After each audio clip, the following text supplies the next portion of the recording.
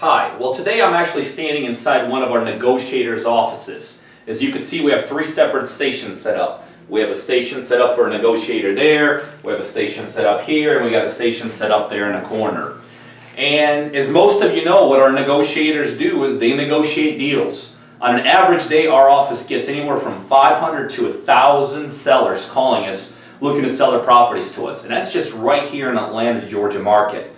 So as you could see, as you could tell, obviously, that takes a tremendous amount of marketing. So the question always comes up to me, who do you market to? You know, who do you let's say, drop direct mail to? Who do you go after in terms of sellers? And there's this notion in this business, there's that one perfect list.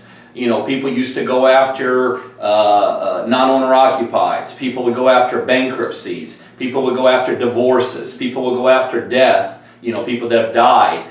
And so many people spend a tremendous amount of time trying to figure out what the lists are. And they always think at our level, we have to have this unbelievable list that nobody else has. Here's the reality of the situation. 99.9% of all of our, let's say, direct mail goes out to non-owner occupieds.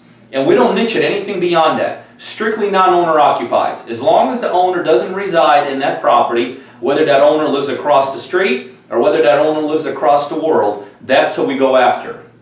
In the end, there's been actually studies done, and it's pretty obvious that what list you go after does not necessarily determine what percentage of people in that list want to sell their properties.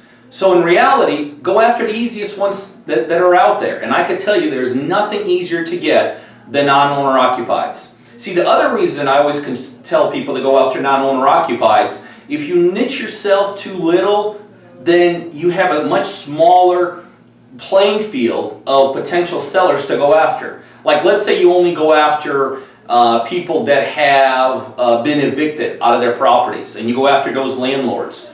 Well, if you happen to live in a place where there's not a ton of evictions going on, maybe like 5 or 15 on a weekly basis, guess what? You've niched yourself so much, you don't have a big enough playing field. So we go after the absolutely biggest playing field, the non-owner occupieds. You're just not going to find a bigger target market than that. Sometimes we even go beyond that. Sometimes we even go after owner occupieds, especially when we're making calls and things like that. So the point is this, do not niche yourself too much. Don't look for that one perfect list. I promise you, if it doesn't exist. If it did, people like myself, we'd be all over it, and we're not. Don't niche yourself. If you want to have a big business, you want to create big opportunities, you want to create big numbers for yourself, go after the biggest playing field. In my opinion, as far as direct mail is concerned, nothing beats non-owner occupieds.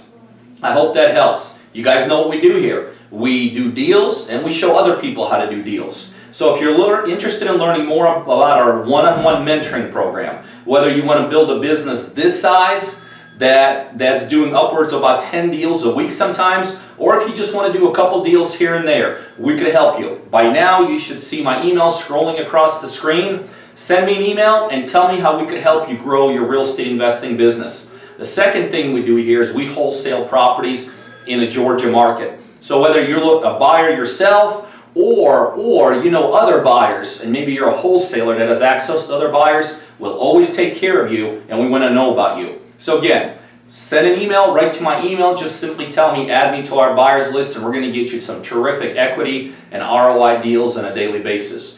So here's the point. Sometimes you want to be niched. When it comes to direct mail, don't niche yourself. Go for the biggest playing field so you can create yourself the most amount of opportunities. I hope that helps. Thanks.